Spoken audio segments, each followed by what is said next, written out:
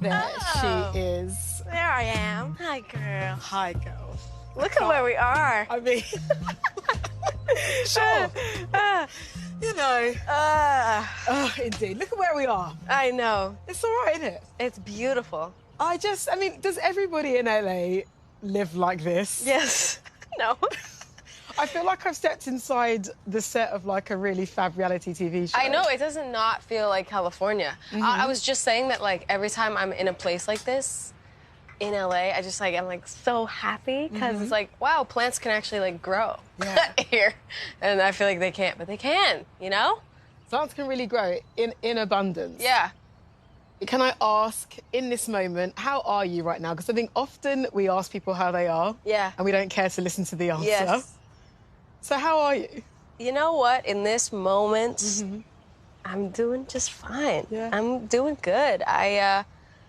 It's been a roller coaster of everything lately, and just so much working and preparing and album stuff, and it's been a lot. But I feel that right now, with this beautiful, you know, all these nice people around me, pretty people and a pretty place, and I feel good, and I feel solid right now. So, how are you, though? Do you know what? In this moment, in this pretty place, surrounded by these pretty people, I'm not. Do you know what? Honestly, I'm good as somebody that is a fan of yours, particularly over the past 3 years. Yeah. You know, you have literally become one of the biggest artists on the planet, which I know is it's so weird. I've had the most insane life. What kind of, you know, like, how amazing have the things I've gotten to do been? You know, I've been thinking about it all day long, so. How have you maintained a sense of normalcy with everything that's gone on? Because you've gone from being relatively unknown to, you know, being Billie Eilish, trademark. Yes, very true. I did not keep any sort of normalcy. Like, I did not know how, didn't know how to do it, didn't do it. And it was pretty, like, insane making. And I feel that in the last, like, this year, I feel that I've only now just started to kind of find ways of feeling like a normal human being. Yeah. A little bit, like, you know, literally going to a park and, like, not having a hood up and, like, having my hood down.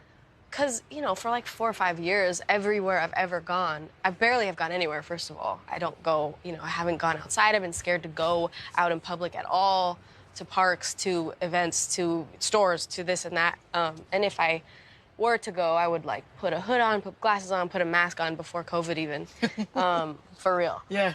It's a very overtaking feeling of, like, paranoia. And I feel like in the last few months, I just kind of was like, you know what? I'm another person like everybody else is. And I just, like, went to a coffee shop and, like, went to the store and, like, just, like, felt normal and just, like, didn't think about it. Just was like, you know what? I'm just gonna live and not worry about it. For the most part, people treat you how you kind of treat yourself, almost. Like, so I think that if you're just confident and you just take it back and you go, like, yeah, I'm just gonna go out right now and I'm not gonna worry about it and I'm not gonna, you know, wear this to cover myself. It's so freeing. Like, it made me, like, want to cry when I first, like, went to a restaurant. And I was like, oh my God, I haven't been in a restaurant in, like, 4 years. Because I was just, like, nervous and didn't want to be recognized and felt embarrassed. And now I'm just like, you know what? Whatever. Yeah. It's fine. You're 19, and it's something that people go on about all the time, right? Yeah. It's something that people, I think, can weaponize against you, but also use, but then they can also exalt you with it. Sure. As well. Sure. How do you feel about being 19, like, in this moment? Right in this moment, every old video and picture of me has made me go, like, oh my God, like, I can't believe time is flying by so fast. By the time I'm touring, I'll be 20. You know, I haven't done a show since I just turned 18. Like, that's ridiculous. And I don't know, I love being young. I get what you're saying. It seems that you're in a place where you are more committed to sort of being present, like just I've been trying. In growing. Because I've been trying. The way you were talking, it sounded like you've been watching your life happening as if it's somebody else. Yes. You know? Yeah. I think that it's hard for somebody that's had a life and a career like mine to not look at your career up until now and be like, who... you know what I mean? Who was that? Who that? Like, yeah. And it's weird how we change. You know, you look at the person you were when you were 14 and you're like, who is that? Mm-hmm. What are these clothes? What is this hair? You know, what is this fake personality that you have? Why did I say that? Why would I ever have thought to say that? And that's how we are. We just grow and grow and grow and change and grow and change and... I want to talk about your gorgeous, lovely family. Yes. Because the first and only time I met you was very brief. It was May 2019, before the world became the world. Oh, my God. Yeah, I can see your face today, because you were in your black balaclava. Oh, my God. And you were lovely. Was I? Yeah, you were. Because I was not up here. Well, but this is the thing that I observed. I observed that, I remember you walking away, and I remember thinking, that is a really well-protected person. True. Because I met your mother. That is true. And I think your dad, and Phineas said... Thank God. That you weren't feeling that great at the time. Yeah, I mean, you can only be so protected in this world. Mm-hmm. I mean, I can't believe that there are people in my position without that protection. Because I don't know how they do it. I really don't. I don't know how, especially young artists and especially young women. Mm-hmm.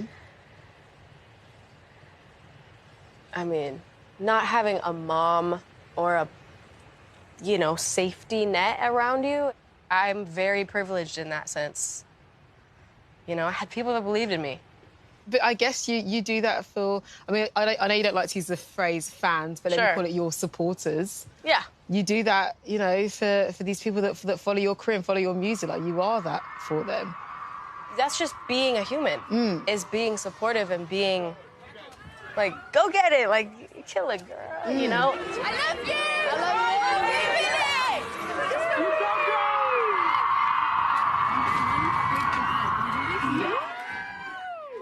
That's what I always tell people, is like, just keep going. Like, just do it. Like, just go on. Do what is gonna make you happy. You know?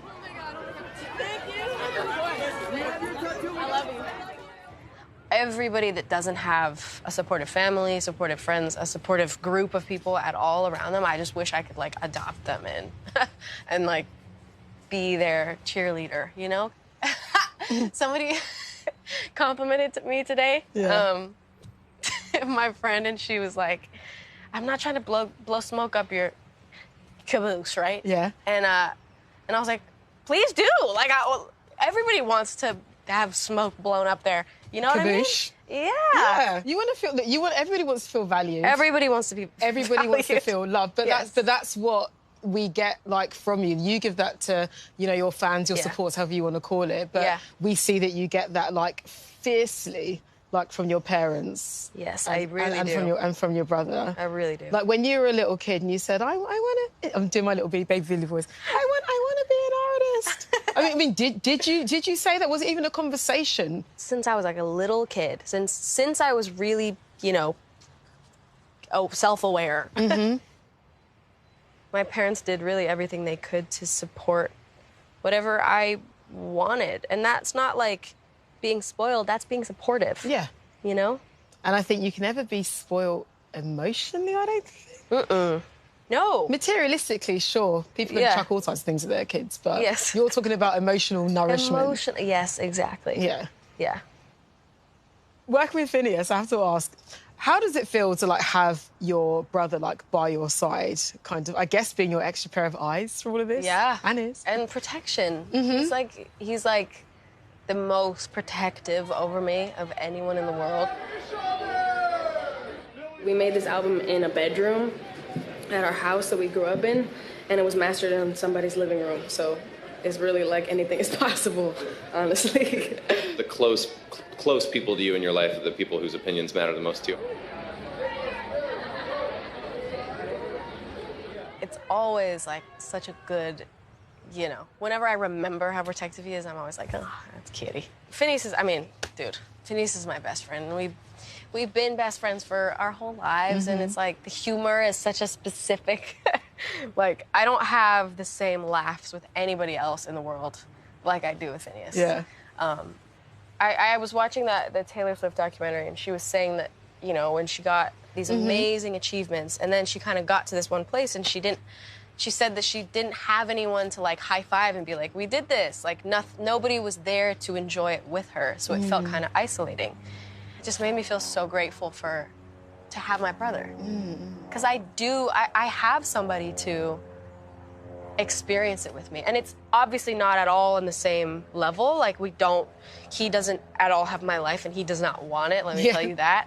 But we, you know, kind of get there together, and we can enjoy it together and, like, high five at the top. Yeah. Which is amazing to do with a brother or a sibling, you know?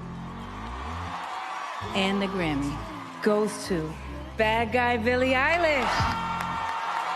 There's a crazy intimacy, I think, to what we're doing. Thank you. That allows us to make some kind of music that feels wholeheartedly exposed as far as, like, who we really are as siblings. The thing is with siblings, like, it's kind of great, but also kind of messed up how mean you can be to them. Right. Like, when you have an argument with your sibling, you should never say those things to anybody in life. Like, you would never think to say that to somebody. But with a sibling, what's up, but you love me unconditionally. Yeah, whatever. It's okay. And it's like back to normal, like 2 seconds later. That's it. And they pay off in Grammys. Yes, they do. And streams. Grammys obviously came from the music that you've made. This new record, it seems like a mission statement. It seems like, okay, this is who I am right now. You know what's funny? It's very difficult to articulate something that's current. Every situation that we are in, every relationship, friendship, it's like things are really hard to actually see realistically until kind of they're over. And so, for instance, like when I talk about my debut album, it's really easy for me to talk about because I remember it now.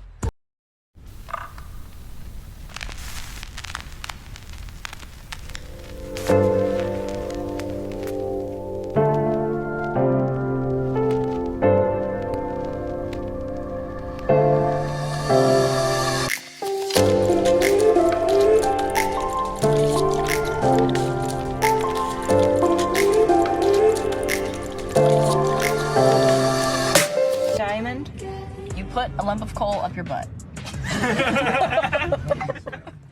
I can think back to be like, oh, right, like this happened and this was how I felt then because it's now like different. Yeah. But right now it's like, I don't even know how to describe it because it feels so current and like it just happened. I don't know.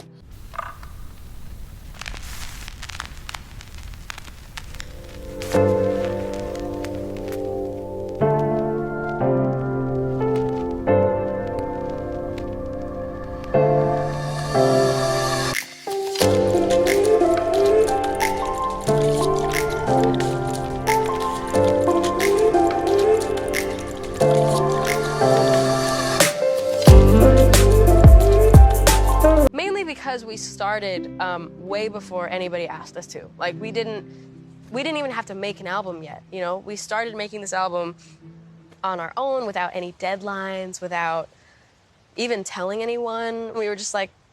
It's just us two. Just us. Yeah. And I've just gotten so much better at writing and so much better at singing, and like I felt so good. I felt so much more grown. I don't know. It was such a good process. Would you say your relationship with songwriting has changed now? Oh yeah. Yeah, I just used to hate it. I hated it. I like would have rather done anything else in the world. And I also was like, nobody's gonna care, nobody's gonna like it. Like, why am I even who cares? Like, I'm going nowhere. It's really, that was my view on life then. And yeah, it's just gotten so strong. Like I've really gotten better at songwriting. The difference between When We Fall Asleep and this, I can't even tell you. I mean, because I just was a little grumpy teenager then and just going through it and not showering enough.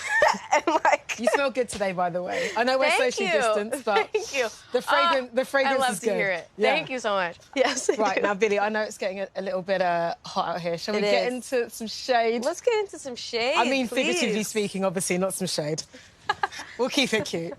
Shall we? Yes, please. Okay, let's do it. Let's go. Fantastic. Thank you very much for having me in your neighbourhood. Yes, of course. Obviously, this is not my neighborhood, but down there is. Highland Park means the world to me, and I've loved it since I was a little kid, and just loved everybody in the neighborhood and all of the people we knew. It was great. I love Highland Park. Back, before I started making music, I wanted to be like a dancer, like a backup dancer. Wanted to be a gymnast. Like, I was a gymnast growing up. Like, I didn't even really want this. I did want it, but it wasn't like a thing I was like, oh, this is the life that I want, the way that some people, like, really have. I'm gonna be a star. Yeah, right. It kind of just happened, which I think is amazing. It is. You know? It is.